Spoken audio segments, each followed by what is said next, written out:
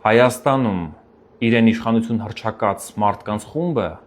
ադրբեջանական կլանի մի մասն է։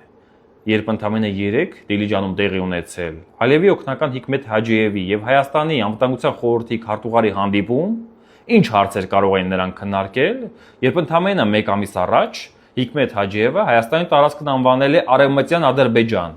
եւ խոսել է 300,000 ադրբեջանցիների բնակեցման իրենց ծրագրերից։ Ինչ հարցեր կարող էին քննարկել, երբ տեղի ունեցել ընտրակեղծիքներով պայմանավորված ընտրություններ եւ անմիջապես ընտրություններից հետո արձանագրվել է, որ Ադրբեջանն արձանագրում է, որ այդ ընտրությունները եղել է Ալիևի ռազմավարական պլանի, տեսլականի մի մասը։ Կարելի է անվանել, որ իշխանությունը ստանում է քայլերի հաջորդականությունը Ադրբեջանից, թե ինչպես պիտի գործի։ Եթե անգամ այս ընտրակեղծիքներով պայմանավորված process-ը եղել է իրենց համատեղ պլանի մի մասը։ Հստակ ասում ենք, որ այ մարդիկ, ովքեր որ կեղծում են ընտրությունները, ուրեմն տեսնում են բոլոր պայմանները, որ կարող են ամենահավանական տարբերակով հեռանալ։